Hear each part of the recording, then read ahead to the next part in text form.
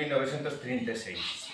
Alfonso Rodríguez Castelao celebrou aquí un acto neste Consello, exactamente nesta parroquia de Vigo. Palabras que nos deixou na súa alborada de gloria, cando fala dunha moitedume infinita de ánimas que durante o paso de Galicia pola historia foron creando e enriquecendo o idioma, a cultura, as artes, os usos e costumes, en fin, son os nosos antepasados que foron quen de traer ao tempo que nos toca vivir todo aquilo do que podemos gozar. Que Castelao, que evidentemente sigue tendo, eu creo que unha pegada moi potente no noso país, que é unha figura pois que sigue, eu creo que despertando moito interese, non? Por todo o que fixo, por todo o que significou e sobre todo porque eu creo que o galego, non? Que quizáis mellor plasmou o sentimento de defensa e de amor por este país. Aquí vedes a dúas señoritas, non? E eu collín esta porque unha das cousas polas que quería empezar, porque precisamente é un dos elementos sobre os que máis reflexionou Castelao, que é sobre a lingua. Entón, unha dille a outra. Ese muchacho, dicen que sabe muchísimo. Sí, pero tiene un acento tan gallego.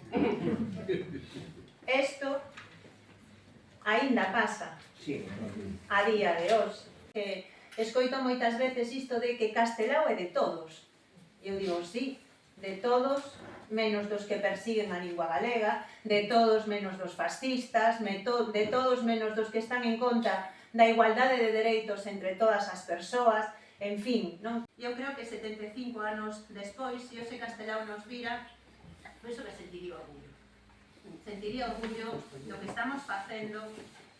Creo que, ademais, 75 anos despois da súa morte, podemos decir con todo o convencemento que se hoxe o nacionalismo galego está onde estamos é grazas a Castelao e a toda unha xeración, que creo que foi unha xeración única, irrepetible, e fixadevos si foi tal a súa grandeza que cando ele estaba no exilio, cando xa creo que perderan un pouco a esperanza, non, de que no curto prazo puderan volver, de que se derrotara ao franquismo, ele era consciente do importante que era que no exilio Galiza tamén existira políticamente. A pesar de todos os atrancos que se lle viñan poñendo, non? E de que ele era consciente de que unha parte dos republicanos non crían na causa galega, el apostou claramente por constituir ese Consello de Galiza, do que, por certo, se cumpriu o pasado ano 15 de novembro,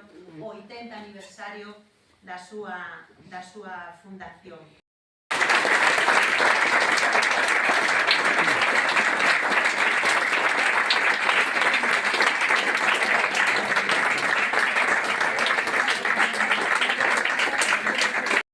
Quero mirarme nas meniñas dos teus ollos, non me deixes e ten compasión de min, sen ti